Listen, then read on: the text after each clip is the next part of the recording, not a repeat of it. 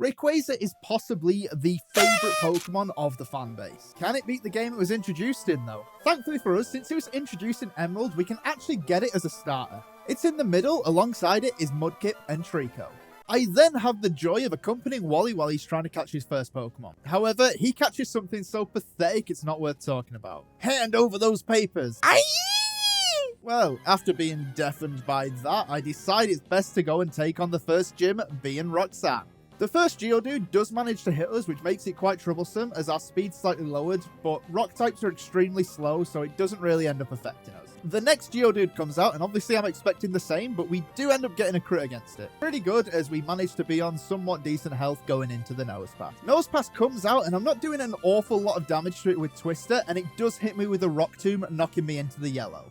Thankfully, I'd equip myself an Orange Berry, so I at least get 10 more HP, knocking me back into the green. She then makes a weird move and goes for block. This means I can hit her and make her use her berry. I then got off another Twister as she weirdly goes for tackle. Then, even though she's actually on pretty decent health, she ends up healing. This AI is truly baffling me. And because of those mistakes, it literally doesn't matter. All I have to do is 2 more Twisters as she just uses her tackle. We've taken her down and it was incredibly easy. We then run into May and she actually wants to fight us. Now, I don't want to go past my level cap. So... how about no? And then that brings us on to Brawling. Now we might have the flying type, but we don't have a flying move yet. He starts with Machop, who uses a Karate Chop as we hit with a Twister. Then, unfortunately for me, even though it looks like it, another Twister isn't enough to take it out. I then decided to go for an Ancient Power just because I wanted to take my chances at getting a boost, but it never ended up working, so we just have to use 2 more Twisters to take it out. After which, he sends out a Meditite. Now, this thing can only hit us with Focus Punch, therefore, as long as we're hitting it, we're good. I use a couple of Twisters, but thanks to the light screen, we're not doing much damage. Therefore, I know that we'll probably take out if we use an Ancient Power, and we have the chance of getting a boost. Therefore, I finish it off with that, but unfortunately, I don't get the boost. That brings forth his Makuhita, and thanks to the light screen, I'm actually doing minimal damage. Thankfully, though, it's barely touching me as well. Eventually, we get it knocked down to the red while we're still on yellow health. But, unfortunately for us, he does heal. However, at this point, the light screen has actually worn off. That means that I am safe to use 3 Twisters and he goes down. It was actually a lot closer than I expected considering we resist all the attacks. I then go onto the beach and it's a good thing seeing some old people and youth as he's raving along with his weird little thing. I don't know what you'd call that. It looks so odd. Oh, that's what it is. It's a Mimikyu. Wait, no, you can't be Team Magma. Just look how you're dressed. Yeah, I know, like a normal person. Seriously, why do none of the teams in Pokemon just dress up as normal people? Surely when doing illicit things, you want to hide away, not dress up as a bloody pirate. I have come for your soul! We then have the joy of a May fight, but fight is very much in an asterisk because she does not pose a challenge to us whatsoever. Now on to someone who could be a challenge, and that's going to be the gym leader Watson, also known as one of the hardest early gyms. He leads with a Voltorb, and obviously I've just learned Dragon Claw, so I'm going to use that against him.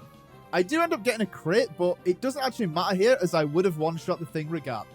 He then has his Electrike come out, and I follow the exact same suit. I use a Dragon Claw, and I take it out, but I do get paralyzed by static. Thankfully, though, I thought about that, and I equipped a berry before this fight, therefore I cure my paralysis. He then sends out his Magneton. Now, obviously he wanted me paralyzed as he goes for a Thunder Wave as I hit him for just under a third with a Dragon Claw.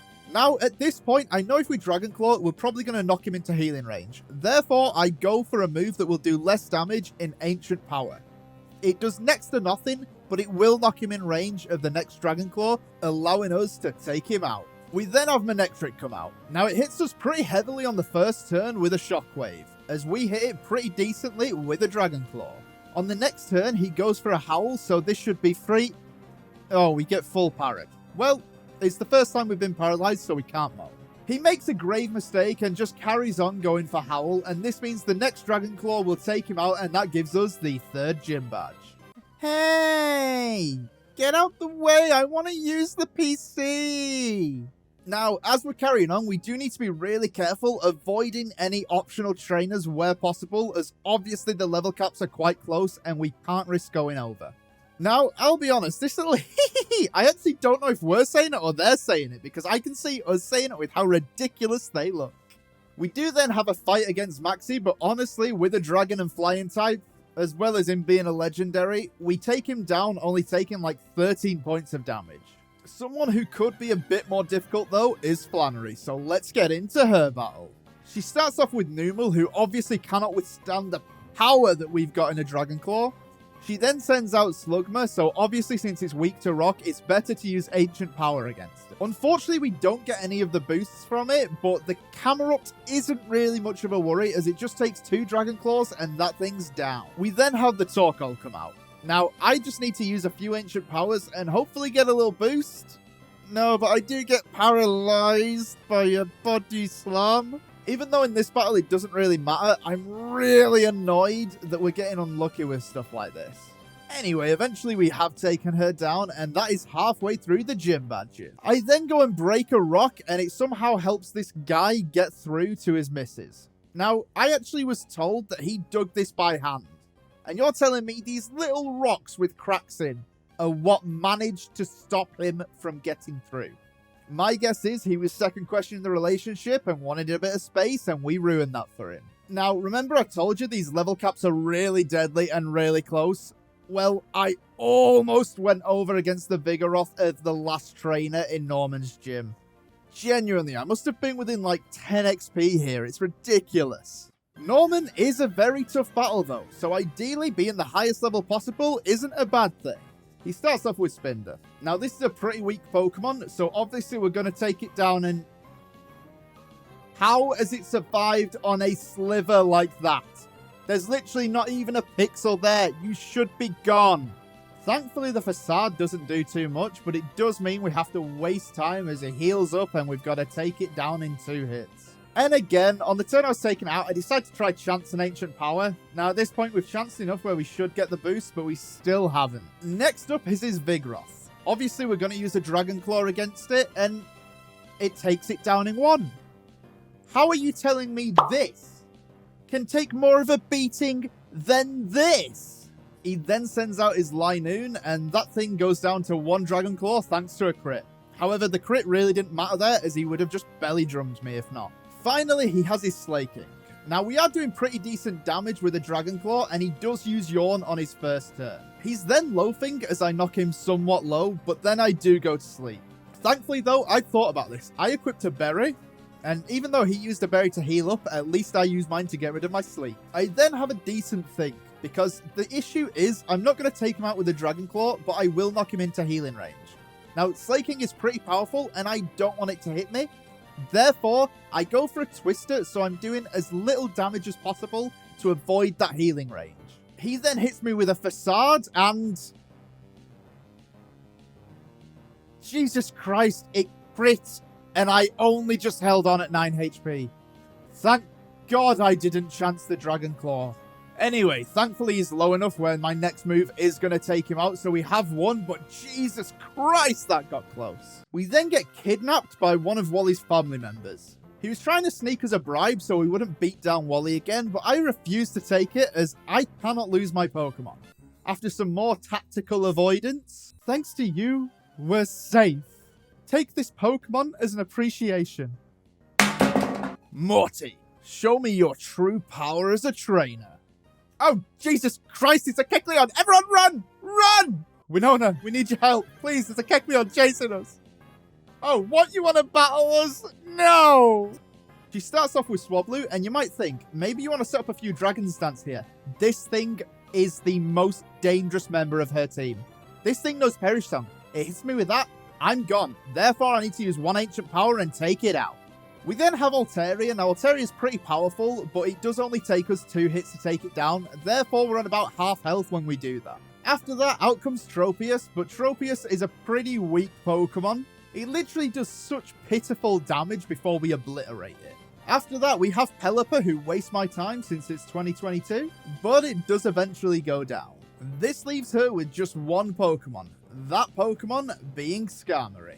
I go for a Dragon Claw and realise it's not doing an awful lot of damage, therefore I decide it's time to go for an Ancient Power since it's neutral.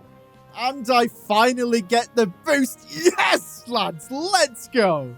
This makes it so Dragon Claw is only 2 shots against it now. Therefore, even though she heals up, we take her down with ease. Dude, you're blocking the door of the shop. Why? I just want a pepper army. Please let me in the shop. We then discover both teams decide it's time to steal some orbs. But this grandma wasn't having any of it. She actually stole a magma emblem and decided to give it to us for our bravery. We then go try and chill with Groudon, but Maxie decides to turn the room blue. Now, Groudon's obviously thinking, it's flooding in here, let me get out of here, and farts his way up. Now, the next gym battle is actually pretty scary. It's Tate and Liza, and it's only scary because it's a double battle. This means I go around and I find a few tutors to give us some moves. And with that, there is nothing else to do but begin it. Now, you might notice I went in here with Mightyena. That's because you actually cannot battle these guys unless you have a second Pokemon, and Mightyena is my Brick Break slave. It's convenient is Dark type, and I would be lying if I said it wasn't part of the plan. Although I'm not allowed to attack anyone with the Mightyena, I do make it so nothing can use Psychic to take it out. Therefore, the Claydol is the one that has to hit it, and it'll use an Earthquake, which won't touch Rayquaza. During that turn, that means Rayquaza's basically free to set up a substitute, as the Xatu actually ends up going for a Carmine. We then have the next turn. Now, they can both double up into me, but they decide not to. Xatu uses a Carmine to raise its special attack and defense, and Claydol uses a Light Screen. I just use the opportunity to crunch the Xatu into the red. On the next turn, I know that we can't really be touched, therefore I use Mimic and I take the Carmine from the Xatu. I do this because in this game, Crunch, although it sounds like a very physical move, it's not. It's before the physical special split, therefore since it's a dark move, it's actually special type. Plus, using Carmine raises my special defense, meaning the majority of her moves are going to be doing far less damage to me. I managed to get a few of these off before I actually start to attack the Xatu. On the turn I do that, it doesn't do much damage. However, I've timed it like this for a reason. It means that the light screen is going to wear out, so I know the next one will finish it off. To replace that, she ends up sending out Lunatone. Now, the Claydol uses Psychic against me, but thanks to my special defense being up, it doesn't do an awful lot. Thankfully, at this point, with my special attack up, Crunch is enough to take the Lunatone out. And then, obviously, their last Pokemon is the Solrock. However, even though the Claydol did manage to get a light screen up the turn previously, the Solrock cannot stand the thought of one crunch and it goes down to it. At this point, we're pretty home free. Although the Claydol is pretty tanky and does take 2 hits, it will not be able to take us out even with a crit, so we're safe to finish it off. That is by far the closest gym battle we've had, but no wonders when it's a 2-on-1. We then have the battle with Steven against Maxie. Now, this battle could have been quite hard, but believe it or not, Matang got swaggered twice in one turn, and it knows Metal Claw. They really set themselves up for failure here, and what could have become a close battle ended up becoming a cakewalk. Now, obviously I want some of my old moves back, therefore I decide it's time to go on a bit of a spree and collect some heart scales. It gives me access to Dragon Claw once again, beautiful. And then we have the joy of running into the submarine. Why is it so lame? In Oras it looks so cool, man. We then make our way to Sootopolis, where we get this cutscene, and I'll be honest, looking at it from this angle, Groudon looks like he's got the upper edge. Oh, when you see it from the waist down, it really looks wrong. Yeah, Groudon, I think you might be overestimating your abilities here, mate. After they both get their telling off from Daddy Rayquaza because they've made him embarrassed in public, we can now head on to the 8th gym. The 8th gym leader being Wan. Dragon's Dance Aerial Ace does make incredibly short work of all of this gym, though. Now we've got all the gym badges, we might as well head on and take on the Elite Four. First one being the King of Dark types, and that is Sydney. Now, he does start off with Mightyena, which does get an Intimidate off, but something you might not know is Dragon Claw in this game is a special move. Therefore, we're not affected by the Intimidate, and we take down the majority of his Pokemon using that. And the ones weak to Aerial Ace, obviously we're going to use Aerial Ace as it's super effective, it's guaranteed to take it out. Next up, we have the Ghost-type trainer, and that is going to be Phoebe. However, she really doesn't prove much of an issue. We can use Crunch against the majority of her Pokemon. The only one we have to change moves against is the Sableye. The main reason for that is the fact that it uses a double team. Aerial Ace can't miss. We're going to take it out, so we might as well use that. Next up, we have the Ice-type Elite Four member being Glacier. Obviously, we are 4 times weak to her, so we have to be really careful. She starts off with Celio. Now, I know for a fact this thing is going to be using Hail, therefore I can set up a Dragon Dance for free. And thankfully, I taught myself Brick Break. 1 Dragon Dance is all it needs to have my attack high enough to one-shot every Ice-type Pokemon she has, thanks to fighting being super effective. We then have to take on Drake. Now, his first few Pokemon are not an issue whatsoever. They go down to 1 or 2 Dragon Claws, but then we get to the Salomon. Thankfully, due to this being before the special split, Dragon moves are still special, so the Intimidate does nothing, but he can still tank one and hit me for some extreme damage. Unfortunately for him though, it really doesn't help him, as he full restores, and that gives me the chance to hit him again, and as you can see, it was a range. We then have the Kindra come out, but it falls down to the exact same fate, and that is the Elite Four squashed.